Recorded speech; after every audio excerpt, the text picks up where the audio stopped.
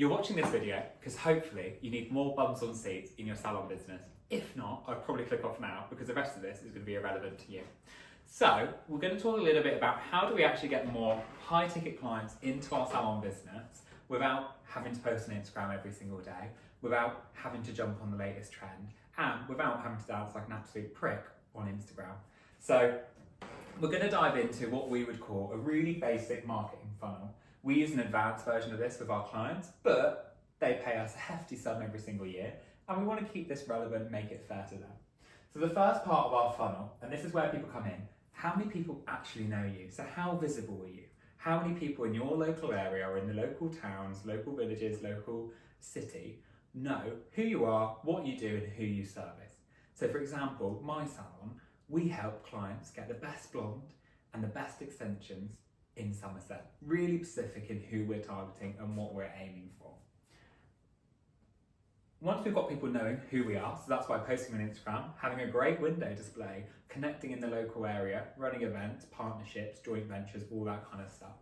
We want to dive into who's showing interest to us. So who is physically liking your posts, coming into the salon, making inquiries about booking, visiting your website. How many people are actually showing an interest of working towards you? If you've got loads of people who know you, but not many people showing an interest, it probably suggests that something's out in your messaging and that people don't actively see the problem that you're solving for them. After we've got people showing an interest and making up a bit of a stir, sending in inquiries, emails, WhatsApps, all that kind of stuff, the next thing is we want to see who's taking the logical next step. Now, you might be thinking, what the fuck is a logical next step? And in effect, this is who takes action. So this could be book a consultation, for example, and that's the main one that we use in my salon. So physically booking a colour consultation, booking an extension consultation.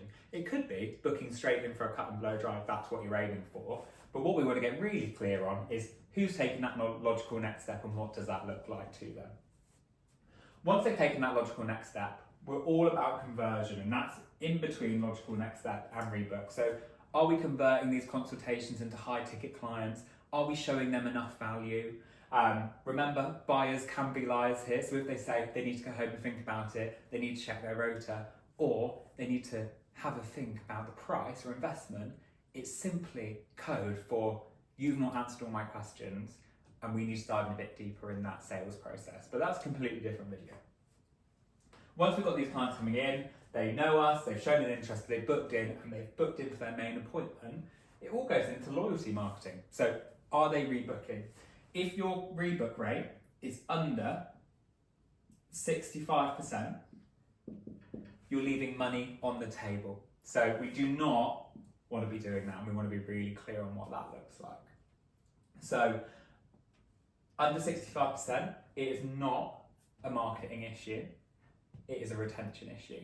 Even by increasing your client retention by 10% can increase your revenue by 30%. So if you take £100,000 a year, or for every £100,000 a year you take, by increasing your client retention 10%, you're going to get an extra 30k revenue without servicing any new clients and without having to worry about your marketing. So I've said the words logical next step in this video about 100 times, but what I want to get really clear on, and what I want to make sure you leave this video with, is that you've got an obvious booking process. So this can be a lot more simple than people think. Our logical next step in our salon is 3 steps for consumers. It's super simple. There's other things that happen in between, but we really break it down for them. So the first step is book your consultation online.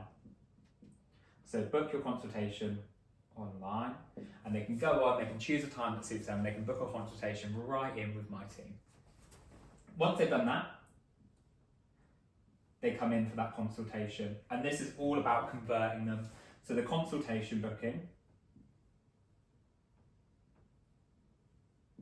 is all about getting these clients into the salon. Ignore my shit handwriting and shit spelling at this stage. So once we've got them in for a consultation, the booking process ends and they come in for the appointment. And that's as simple as it is.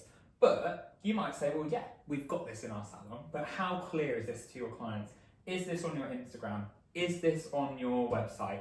is the call to action on every single post, every single blog post, every single leaflet, every single window display. Book your consultation online. Every client that inquires should get pushed through the same funnel. In between here, we've got optimization zones. So this is where we're going to have a look and be like, okay, we've had 100 people book a consultation online, but only 70 have actually come in for their consultation. So that means we're losing 30 people in between here. Instead of just accepting that and be like, okay, well, we need to get 130 in to get 100 consultations into the salon, we need to look and be like, how can we better optimize this? So maybe that's sending an SMS, a WhatsApp, making sure that they get sent all the information before they come in so they can make an informed decision, making sure that we're marketing to the right people, being really clear on what that booking process looks like. We always want to have a hook. So this is where we don't want to use a discount. If you're using discounts, you're attracting the wrong crowd, and that's going to hurt your retention. So short term, it might get a few more people in, but the likeliness is they're not going to rebook, they're not going to buy retail, and they're going to go to the next salon that's offering a discount. So you're actually doing your brand damage by offering a discount on that first appointment. But you can offer things like no obligations or free consultations before you go ahead. You could offer something like risk-free. Remove the risk. How can we get as many people who might have concerns about coming in to come in for this first step as possible? After that, it's all about optimizing the rest of the funnel. The last thing I'm going to do is I'm going to talk you through a really simple booking funnel that I've used in my salon that's got me fantastic results. So we're going to get rid of a load of this and hide this all for the second. And we're going to look at one that we ran. So I've got the numbers over there, just so I'm making sure I'm giving you the accurate information. But we ran a sequence, and our goal was to get 30 new clients into the salon from this funnel within 2 weeks. So that's what we were aiming for. And this was just one funnel that we're running simultaneously to others. Always start with one, get that working well, and then duplicate. So we ran a Google ad, which then pushed people to the website. On the website, they were invited to download a voucher for a free hair spa. Once they downloaded that, they were then sent the hair spa, sent it via email, all of that kind of stuff. It's all automated, that's what our team teach. And then they booked their appointment / consultation.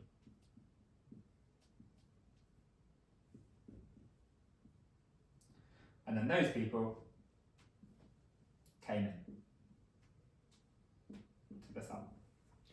So, for example, it's very likely that we had 1,000 people view our Google ad. And from that, you're going to be lucky to get a 3 to 10% conversion. So let's say we're at the higher end, we've fully optimized this zone here, and we had 100 people go towards the website. We then maybe get 50, download the free hair spa. Out of those, some of them might not book in. Our team do a bit of outreach here, so yet again, we've optimized this zone. We might get 30 that book in for a consult, or let's do 35 there, and then actually 30 of those booked and came in for an appointment, and that gave us our 30 clients. Now, if we wanted to get more than this, we'd be looking at how can we optimize each of these zones between the steps.